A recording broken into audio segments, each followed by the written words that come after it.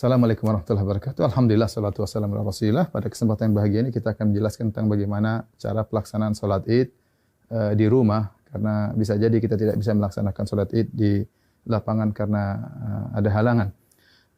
Para ulama, jumhur ulama berpendapat bahwasanya dibolehkan sholat id di rumah bagi orang yang tidak bisa menghadiri sholat id di lapangan.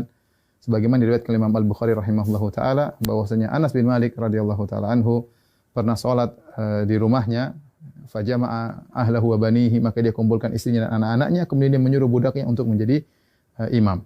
Ini dalil yang dijadikan dalil oleh para ulama bahwasanya boleh sholat id di rumah. Adapun bagaimana cara pelaksanaannya, secara umum pelaksanaannya sama saja. Tidak ada bedanya kita sholat id di rumah dengan sholat id di lapangan.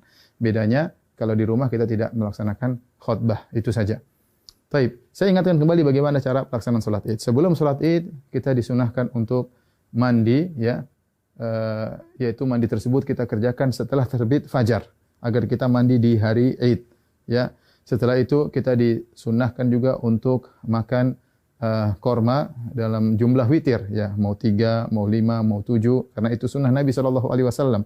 Kenapa kita dianjurkan makan korma? Untuk menunjukkan bahwasanya hari tersebut adalah hari Al-Fitr. Al-Fitr secara bahasa artinya berbuka. Idul Fitri artinya hari berbuka, artinya kita sudah tidak puasa lagi. Maka kita tunjukkan bahwasanya kita berbuka. Sebagaimana kita berpuasa karena Allah, kita berbuka juga karena Allah, dan Nabi SAW segera menunjukkan berbukanya tersebut. Kalau tidak ada korma, maka sebenarnya Allah mengatakan boleh makan yang manis-manis. Kemudian setelah itu kita sholat id. Adapun sholat id, maka waktunya dimulai dari waktu syuruk, yaitu sekitar 15 menit setelah sunrise, setelah terbit matahari. Dan berakhir kata para ulama sebelum waktu zawal, yaitu sekitar 15 menit atau 10 menit sebelum azan zuhur. Di antara itu kita boleh melaksanakan sholat id. Tapi yang terbaik kita sholat id di awal waktu, di pagi hari. Adapun pelaksanaannya, maka kita bertakbir rakaat pertama 7 kali, rakaat kedua 5 kali takbir. Nah, ada khilaf di kalangan para ulama tentang 7 takbir ini. Apakah 7 takbir tersebut termasuk takbiratul ihram ataukah takbiratul ihram tidak dihitung, ya? Takbiratul ihram tidak dihitung. Ini pendapat Imam Syafi'i rahimahullahu taala dalam kitabnya Al-Um, bahwasanya takbiratul ihram tidak dihitung. Jadi bagaimana caranya? Kita bertakbir dulu, Allahu Akbar. Ini takbiratul ihram. Kemudian kita baca doa istiftah. Setelah kita baca doa istiftah, baru kita bertakbir 7 yang disebut dengan takbirat zawaid, takbir tambahan. Kita takbir Allahu Akbar.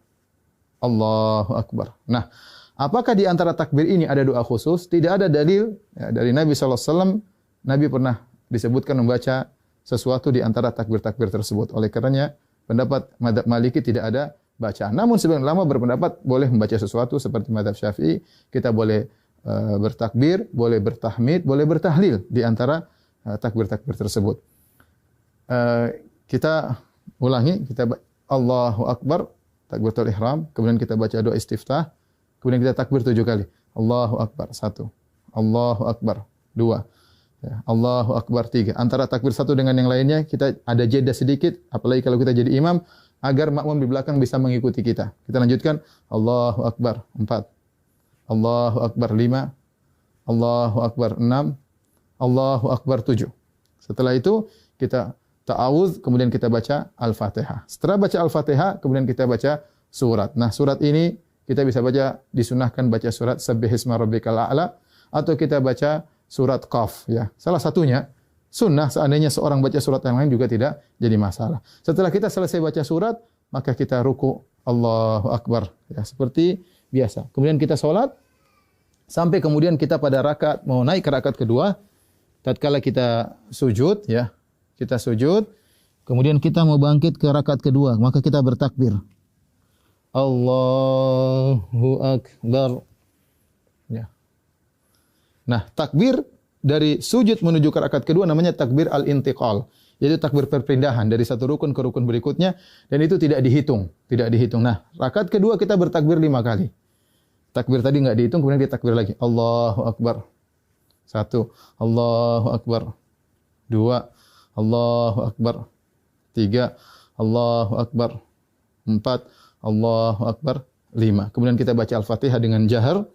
Kemudian setelah itu kita baca surat, disunahkan kita baca surat Al-Ghasyiyah atau kita baca surat Qaf, surat Al-Qamar, kita baca surat Al-Ghasyiyah atau kita baca surat Al-Qamar. Kalau tidak, kita baca surat yang lain, tidak jadi masalah. Kemudian kita selesaikan salat kita. Nah, setelah salat apakah ada khutbah? Jawabannya Anas bin Malik ketika mengumpulkan anak dan istrinya beliau tidak berkhutbah. Oleh karenanya asalnya kita tidak berkhutbah. Namun sebagian ulama seperti Ibn Qasim dari mazhab Maliki mengatakan jika berkumpul banyak orang maka ada yang berkhutbah maka itu baik, tidak mengapa, tidak terlarang ya.